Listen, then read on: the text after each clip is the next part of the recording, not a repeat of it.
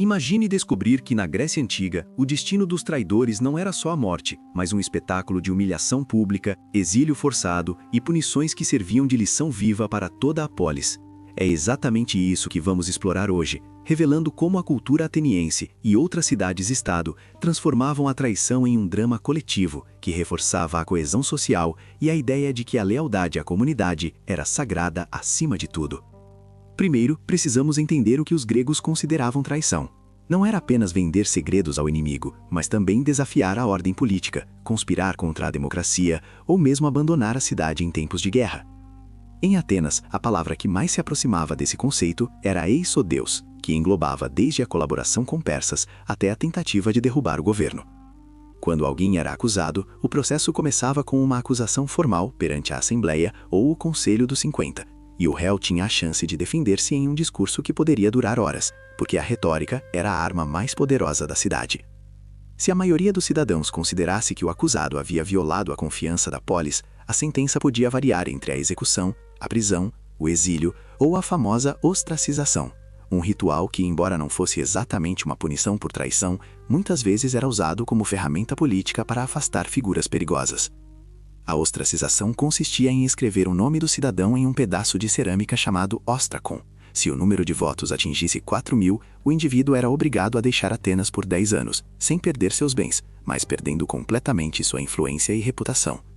Essa prática, introduzida por Clístenes no final do século VI a.C., mostrava como a comunidade preferia remover o elemento disruptivo de forma simbólica, evitando o derramamento de sangue, mas ainda criando um estigma que duraria para sempre. Um caso emblemático foi o de Arquelau, filho de Sócrates, que foi exilado após ser acusado de conspirar contra a democracia. Seu destino ilustra como a ostracização podia ser usada tanto contra verdadeiros traidores quanto contra rivais políticos, confundindo as linhas entre justiça e manipulação. Quando a punição era mais severa, a execução acontecia de forma pública e muitas vezes brutal, para que a mensagem fosse clara a todos que assistissem. Em Esparta, por exemplo, a traição era vista como um crime contra a própria essência militar da cidade, e os condenados eram frequentemente levados ao campo de treinamento dos jovens, onde eram forçados a lutar até a morte contra seus próprios companheiros, transformando a punição em um último teste de coragem, que paradoxalmente reforçava o ideal espartano de força. Outra prática espartana era a exílio de sangue, em que o traidor era marcado com um corte na pele, carregado em volta do pescoço e apresentado à Assembleia como prova visual de sua culpa, antes de ser entregue aos inimigos ou à própria morte. Já em Corinto, a punição para quem ajudasse os inimigos a atravessar o rio Euripo era ser amarrado a um tronco de árvore e lançado ao mar, um método que misturava o medo da água com o simbolismo de ser lavado da comunidade. Além das execuções e exílios, havia a prática de damnatio memoriae, que consistia em apagar o nome do traidor de todas as inscrições públicas, destruir suas estátuas e proibir qualquer menção a ele, como se nunca tivesse existido. Essa estratégia, usada principalmente pelos atenienses, tinha o objetivo de eliminar a memória do crime e impedir que futuros cidadãos encontrassem inspiração em figuras desonestas. Um exemplo marcante foi o de Hiparco, o famoso orador que, após ser acusado de receber suborno de persas, viu seu nome apagado dos registros e suas obras queimadas, um destino que demonstra como a memória coletiva era controlada como ferramenta de poder. A justiça ateniense também recorria ao corte de ferro, uma execução que envolvia amarrar o condenado a uma roda de ferro giratória, fazendo com que o peso do corpo o esmagasse lentamente. Um método que, embora raro, era reservado para os casos mais hediondos de traição, como a conspiração de Aristides contra a democracia durante a Guerra do Peloponeso. Essa prática, descrita por historiadores como um aviso visceral, mostrava que a punição não era apenas física, mas também psicológica, pois o espectador era forçado a confrontar o horror da própria deslealdade. Em algumas cidades-estado menores, a punição era ainda mais criativa.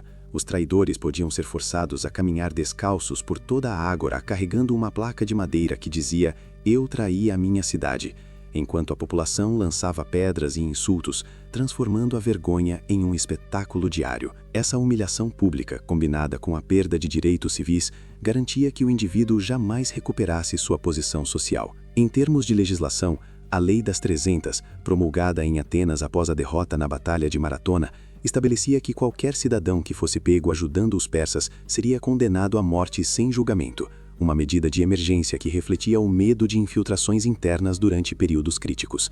Essa lei, embora draconiana, mostrou que a segurança da polis era priorizada acima de qualquer princípio de defesa individual. Contudo, nem todas as punições eram tão severas. Em alguns casos, os traidores eram forçados a pagar uma multa pesada chamada ísfora, que poderia ser usada para financiar a defesa da cidade, transformando o crime em um recurso econômico. Essa prática, adotada em cidades como Argos, revelava que a traição também podia ser vista como um erro financeiro que precisava ser compensado. Um dos episódios mais curiosos da história grega envolve a história de Alcibíades, o famoso general e orador que mudou de lado várias vezes durante a Guerra do Peloponeso. Após ser acusado de profanar o templo de Atenas, ele foi exilado e, ao tentar retornar, foi morto por mercenários que o reconheceram, demonstrando como a combinação de exílio e assassinato podia ser usada como solução final para quem se tornava um fardo político.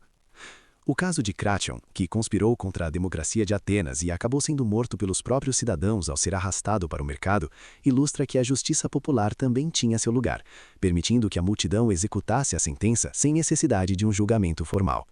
Essa forma de justiça direta, embora violenta, reforçava a ideia de que a comunidade tinha o direito de proteger seu próprio futuro, mesmo que isso significasse recorrer à violência coletiva. Em termos de simbolismo, os gregos acreditavam que a traição contaminava a pureza da polis, e por isso usavam rituais de purificação após a execução de um traidor. Sacerdotes realizavam sacrifícios de animais e espalhavam água sagrada sobre o local da execução, como forma de limpar a cidade do mau sangue. Esse aspecto religioso mostrava que a punição não era apenas humana, mas também divina, e que os deuses deveriam ser satisfeitos para evitar que a deslealdade retornasse.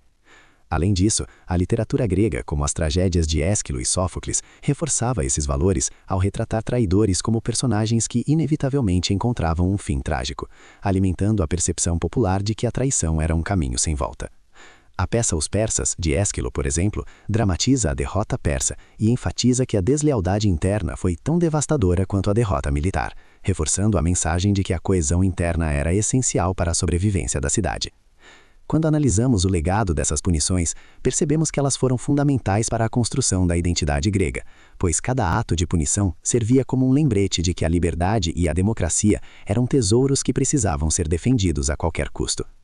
Mesmo nos dias atuais, a memória desses rituais ainda ecoa nas discussões sobre justiça, segurança nacional e o equilíbrio entre direitos individuais e bem-estar coletivo. Ao entender como os antigos gregos lidavam com os traidores, conseguimos perceber que a história não é apenas um conjunto de fatos distantes, mas um espelho que reflete as tensões eternas entre poder, lealdade e medo. Então, da próxima vez que ouvir alguém falar sobre traição, lembre-se dos tribunais de pedra, das ostracizações silenciosas e dos rituais de purificação que moldaram a civilização ocidental. Se você gostou desse mergulho nos segredos da justiça grega e quer descobrir mais curiosidades que mudam a forma como vemos o passado, deixe nos comentários qual outro fato desconhecido da história você gostaria de ver aqui. E não se esqueça de curtir e se inscrever para mais histórias que dão vida ao passado.